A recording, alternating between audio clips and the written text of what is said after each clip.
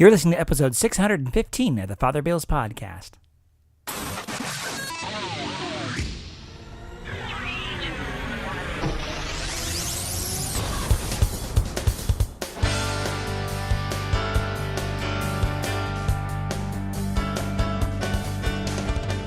Welcome back.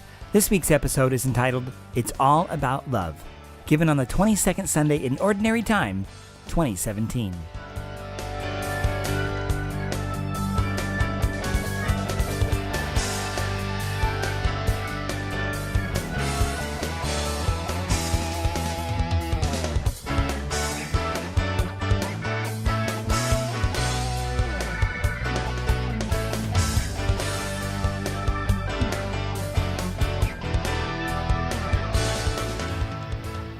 What is it like to fall in love? What is it like to love someone so deeply that you thirst for them and their presence begins to fill you when they're there?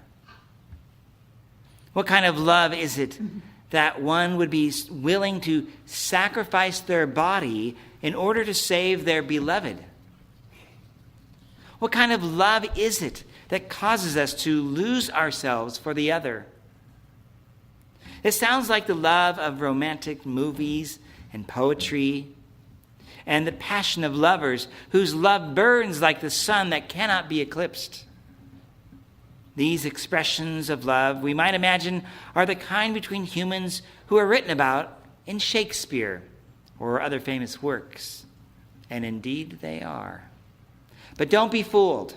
This love is not just about human love. This love is not just for the romantic novels or movies. No, these qualities of love were deeply expressed in all of today's readings of the scriptures.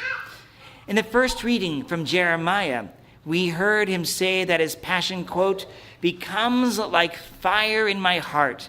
I grow weary holding it in. I cannot endure it. Again, think about the first time you were infatuated with your beloved. I imagine thinking about nothing else, distracted by one's work because of all these thoughts. The psalmist writes, "My soul is thirsting for you." He wrote, "For you my flesh pines, and my soul thirsts like the earth, parched, lifeless, and without water." My flesh pines. This is a very physical expression. This is a very enfleshed, incarnated love. Even St. Paul, out of great love, challenges his listeners to offer their bodies as living sacrifices, holy and pleasing. He even saw this as a form of worship. Finally, Jesus in the Gospel of Matthew wrote that in order to love, we must have such passion that we would be willing to deny ourselves, take up our cross, and lose it for our beloved. So who's the focus of all this love in the scriptures this day? Well, it is God. The saints and the mystics of the church have written extensively about how human love is analogous and even a foreshadowing of the love we have and are being called to for God.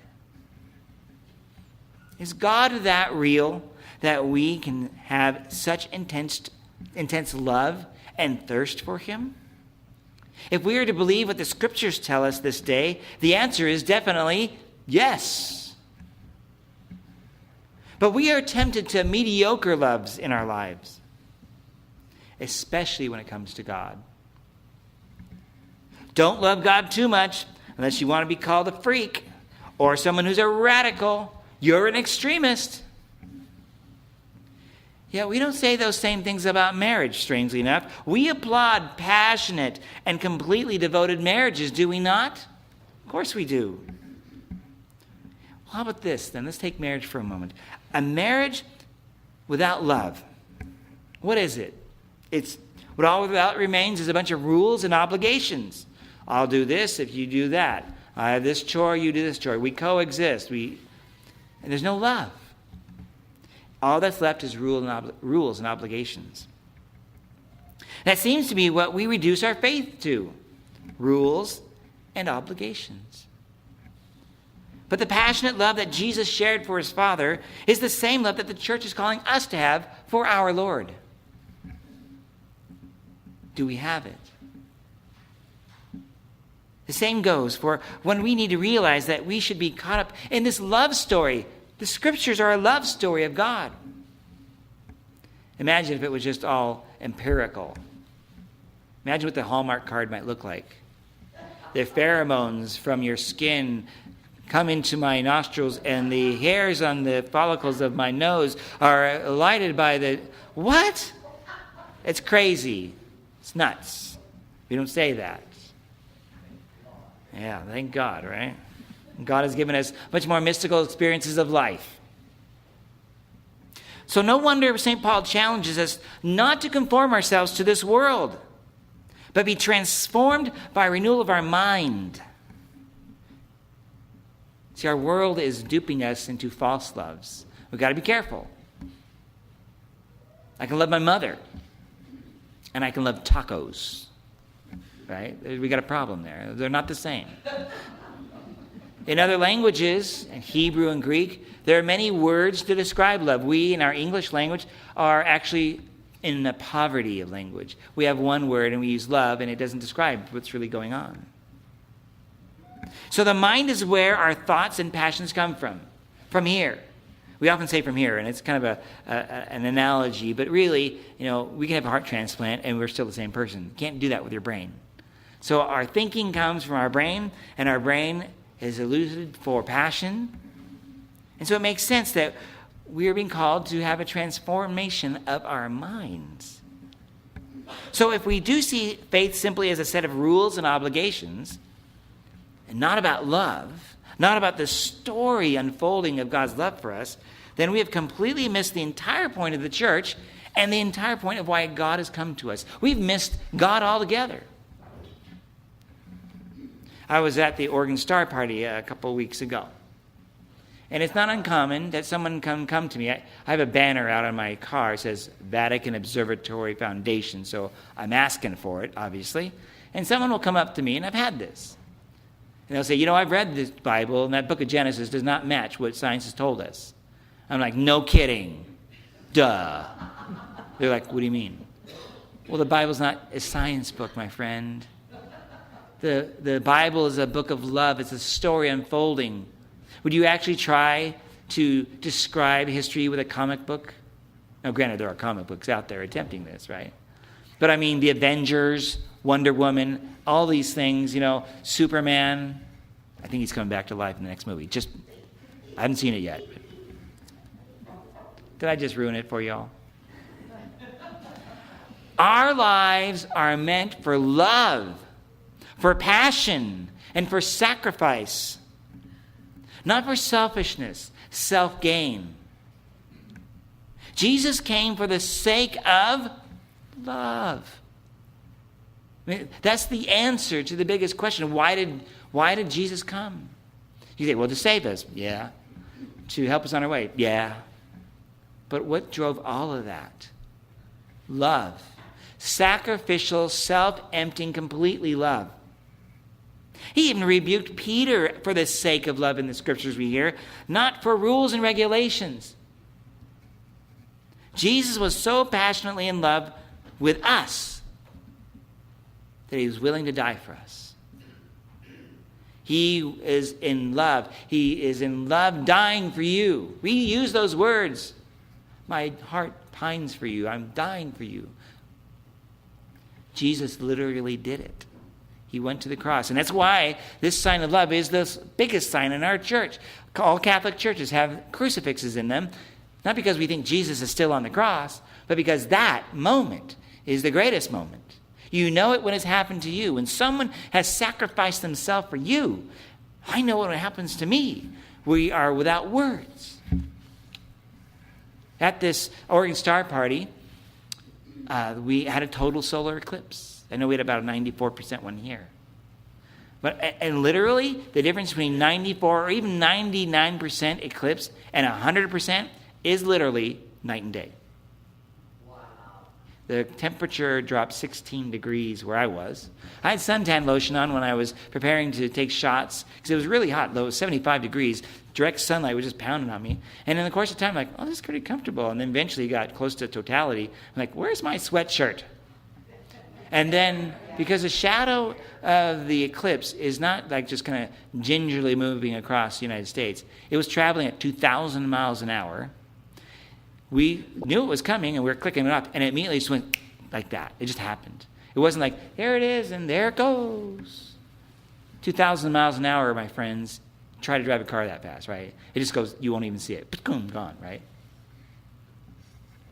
The people that saw this were in awe. I had a friend of mine, he's an optical engineer, a Catholic optical engineer, and he came to me afterwards. He says, I have no words to describe what I've seen. And I can't even really describe it to anybody else. This is an optical engineer. I mean, an optical engineer can talk about refraction. You can talk about how why there's what they call Bailey's beads and why the certain light comes across the moon as it does. He can talk about the corona. He can talk about the prominences. He can talk about a lot of things, but he can't describe what he saw.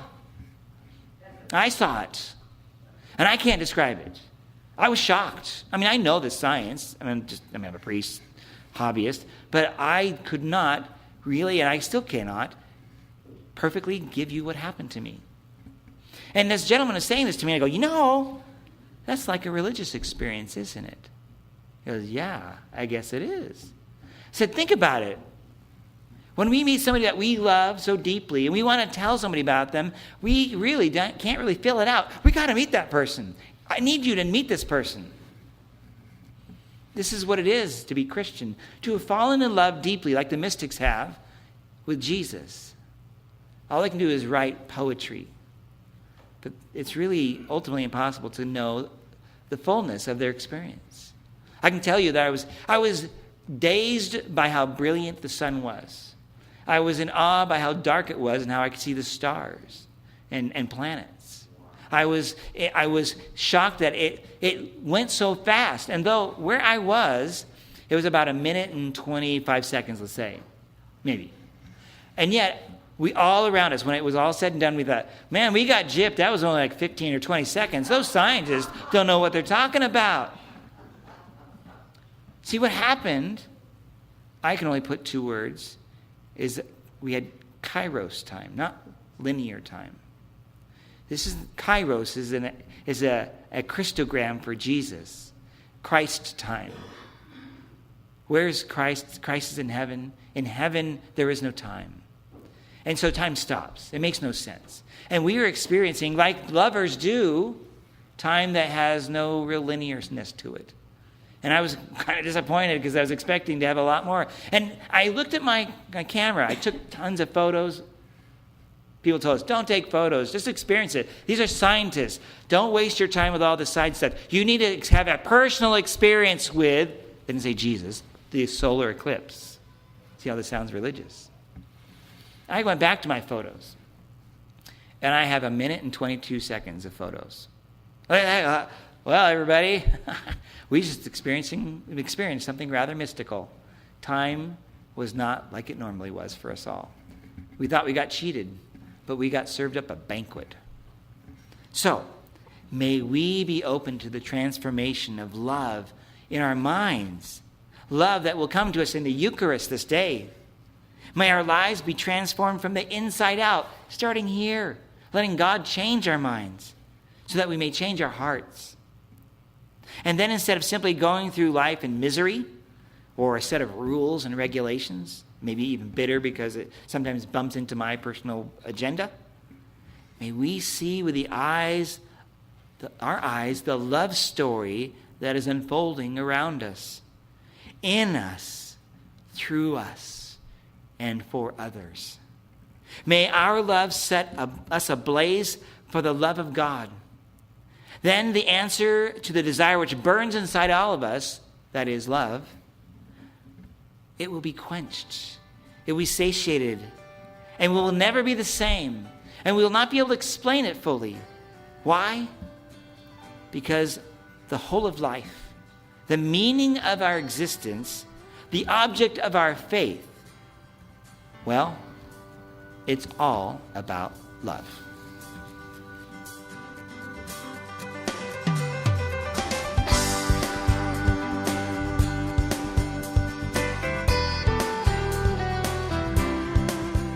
Thank you again for listening to this episode of the Father Bills podcast.